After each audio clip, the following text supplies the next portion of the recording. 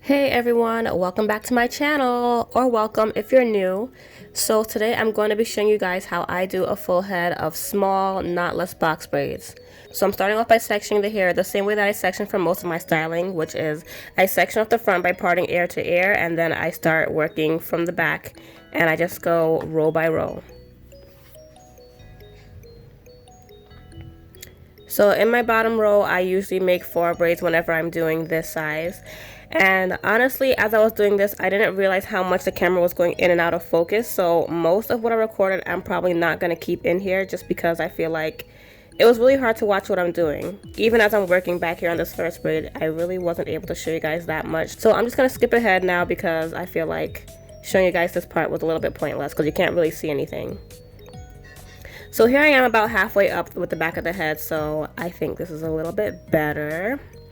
So yeah, so I made my sections here. I want to say they're like 1/2-inch square sections because these are boxes. So I use the Shine and Jam hair gel as my styling product, and I just apply it in the root of the head to get it nice and sleek.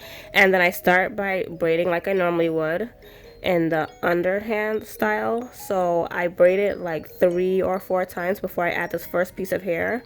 So as you can see, I'm adding it right in between my thumb and pointer finger of my left hand, and then I do 2 crossovers, and then when I get my hand in that same position again, I add another piece of hair.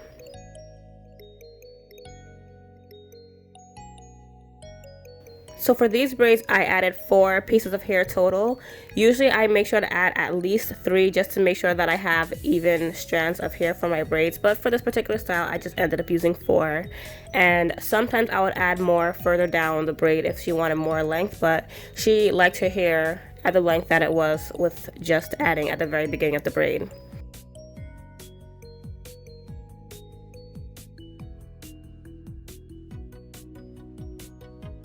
So that was my 4th piece of hair that I added in. So once I have all the braided hair added in, I just continue braiding all the way down just like I would with any other braid. And when I do my box braids, I like to just braid all the way down to the end. I know a lot of people like to braid about halfway and then finish installing all their braids and then go back and finish ending off all the braids, but I like to just get it all done at once, so I'm just going to braid all the way down to the bottom.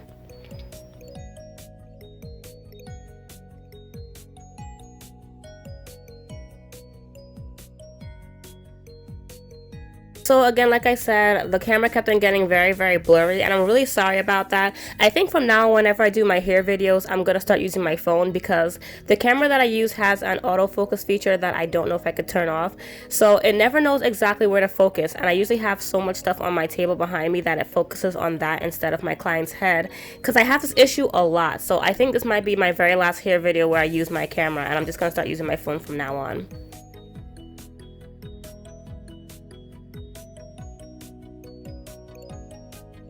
But just to show you guys again, I'm just going to start by braiding the hair like a regular braid, and then I do 2 crossovers, and then I'm always adding hair into my left hand. That's just what's easier for me. So I grab with my right hand and feed it with my left hand.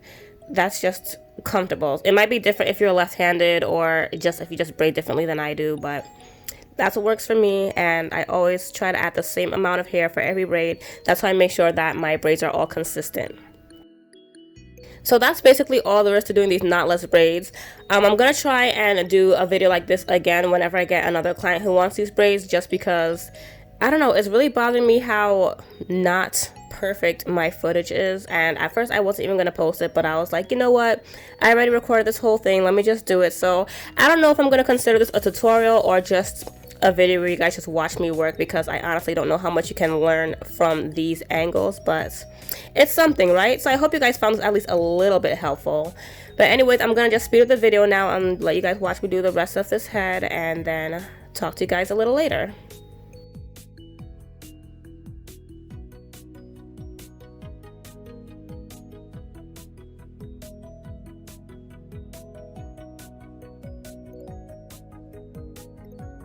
So in case you guys are wondering, this hair is from the Expression brand, and it's their African collection, and she got it in the color number 1, and it's 24 inches. And she brought this hair in herself, and I loved this hair. I love the texture of it. I love how soft it was. It was so easy to work with.